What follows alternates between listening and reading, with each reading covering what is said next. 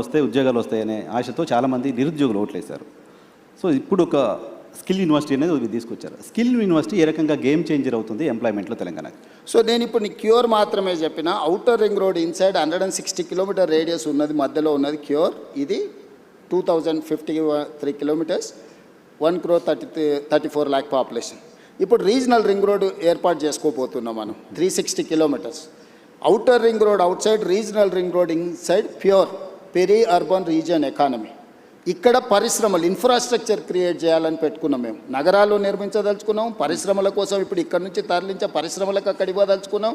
మన దగ్గర చదువుకున్న నిరుద్యోగులకు సాంకేతిక నైపుణ్యాన్ని నేర్పి ఉద్యోగ ఉపాధి అవకాశాలు ఇవ్వదలుచుకున్నాం.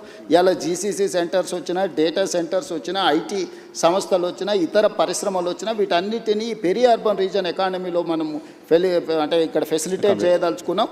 Regional ring road outside అది ఆల్మోస్ట్ ఒక 10,000 స్క్వేర్ కిలోమీటర్స్ ఉంది peri urban. Regional ring road outside Telangana ఇంకొక 1,00,000 స్క్వేర్ కిలోమీటర్లు ఉంది. అంటే తెలంగాణ మొత్తం 1,12,000 స్క్వేర్ కిలోమీటర్లు ఉంటే 2,000 స్క్వేర్ కిలోమీటర్లు ఏమో క్యూర్ కింద తీసుకున్నాం, 10,000 స్క్వేర్ కిలోమీటర్లు ప్యూర్ కింద తీసుకున్నాం. 1,00,000 square kilometre rare rural agricultural region economy. So కంప్లీట్గా ఒక్కటేమో సర్వీస్ సెక్టర్, రెండవది మ్యానుఫ్యాక్చరింగ్ సెక్టర్, మూడవది అగ్రికల్చర్ సెక్టర్. సో తెలంగాణ రాష్ట్రానికి రాబోయే 100 సంవత్సరాలకు అవసరమైన ఒక ప్రణాళికను, ఒక పాలసీ డాక్యుమెంట్ను తెలంగాణ రైజింగ్ 2047 అని ఈ దేశంలోనే మొట్టమొదటిసారి తెలంగాణ రాష్ట్రం అడాప్ట్ చేసుకున్నది.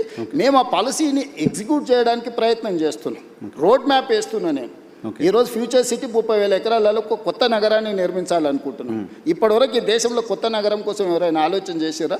ఓ ఫైనాన్షియల్ డిస్ట్రిక్ట్ అనో, నాలెడ్జ్ పార్క్ అనో, ఒక 400 ఎకరాలు 500 ఎకరాలు కాలనీలు కట్టిండ్రు. కానీ కాంప్రహెన్సివ్ ఒక సిటీ, న్యూయార్క్ సిటీతోనో, లేకపోతే జపాన్ టోక్యోతోనో, లేకపోతే సింగపూర్తోనో, సౌత్ కొరియాలో ఒక సిటీతోనో కంపేర్ చేసే సిటీ భారతదేశంలో ఎవరైనా నిర్మించారా? ఆలోచన చేసింది. సిటీ నిర్మాణం అనేది సాధ్యమవుతుందా? సిటీని ఒక ప్రభుత్వం నిర్మించగలుగుతుందా? 100%. మనం ట్రంక్ ఇన్ఫ్రాస్ట్రక్చర్ క్రియేట్ చేస్తే hundreds of thousands of builders are ready to construct. మనం చేయాల్సిన పని అది కాదు. మనం ట్రంక్ ఇన్ఫ్రాస్ట్రక్చర్ చేయాలి, కనెక్టివిటీ చేయాలి, మెట్రో కనెక్టివిటీ ఇవ్వు, నేషనల్ హైవేస్ ఇవ్వు, పోర్ట్ కనెక్టివిటీ ఇవ్వు, ఎయిర్పోర్ట్ కనెక్టివిటీ ఇవ్వు. ఇది మాత్రమే ప్రభుత్వం చేయాలి. అంటే ఒక ఏరియాని ఇయర్ మార్క్ చేసి, ల్యాండ్ అక్వైర్ చేసి, ఎకో సిస్టమ్ మనం డెవలప్ చేస్తే సిటీలు నిర్మించడానికి, లక్షల కోట్లు పెట్టుబడులు పెట్టడానికి, దాన్నే వ్యాపారంగా మార్చుకొని సిటీని అభివృద్ధి చేయడానికి చాలామంది రెడీగా ఉన్నారు. ఇప్పుడు ఫైనాన్షియల్ డిస్ట్రిక్ట్ ఉంది, మొత్తం ప్రభుత్వం కట్టలేదే. ప్రభుత్వం ఏం కట్టింది? ఇది ఫైనాన్షియల్ డిస్ట్రిక్ట్, ఇక్కడ వచ్చి పెట్టుబడి పెట్టండి అన్నారు. వాళ్ళకి ఇన్సెంటివ్స్ ఇచ్చిండ్రు. ఈరోజు 10 లక్షల మంది ఆ 1,000 ఎకరాలలో పనిచేస్తారు. ఈ పక్కనే రాయదుర్గంలో ఉన్న మీకు నాలెడ్జ్ పార్క్ ఉంది, 442 acres. జస్ట్ ఆ ల్యాండ్ లేఅవుట్ వేసేస్తే వాళ్ళే ఆక్షన్లు పెట్టి మన 177 కోట్లకి ఎకరం ల్యాండ్ కొనుక్కున్నారు. వాళ్ళే ఇన్వెస్ట్మెంట్ పెడతారు, వాళ్ళే ఇన్ఫ్రాస్ట్రక్చర్ క్రియేట్ చేస్తారు, వాళ్ళే ఎంప్లాయ్మెంట్ క్రియేట్ చేస్తారు. సో ఇప్పుడు మీరు ఫ్యూచర్ సిటీలో కూడా చేస్తుంది అదే అట్మాస్ఫియర్. ఫ్యూచర్ సిటీ కాదు, నేను అవుటర్ రింగ్ రోడ్ నుంచి రీజనల్ రింగ్ రోడ్ వరకు రేడియల్ రోడ్స్ కూడా డెవలప్ చేస్తున్నా. నేను ఇవాళ మన తెలంగాణ రాష్ట్రానికి సముద్రం లేదు. నేను పక్కనున్న రాష్ట్ర చంద్రబాబు నాయుడు గారిని, నరేంద్ర మోడీ గారిని అడిగి ఫ్యూచర్ సిటీ నుంచి ఈరోజు మచిలీపట్నం పోర్ట్కి 12 lane express highway including railway line నేను డిజైన్ చేసిన. Government of India has agreed. మనము జపాన్ వీటిని దేన్ని ఎందుకు అభివృద్ధి చెందిన దేశం అంటున్నాం? అక్కడ బుల్లెట్ ట్రైన్లు ఉన్నాయి కాబట్టి అభివృద్ధి చెందిన దేశం అంటున్నారు. అక్కడ పేదరికం లేదా? చైనాలో పేదరికం లేదా?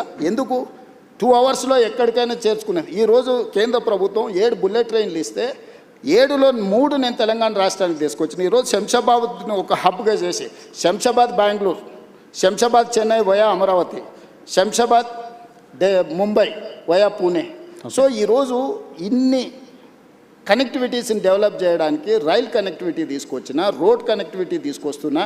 ఈరోజు నేను పోర్ట్ కనెక్టివిటీ తీసుకొస్తుంది. ఇవన్నీ ఇన్నేళ్ళు ఎందుకు చేయలేదు? 10 ఏళ్ళు తెలంగాణ వచ్చినాక ఒక్కరోజు కూడా ఆలోచన చేయలేదే వీళ్ళు.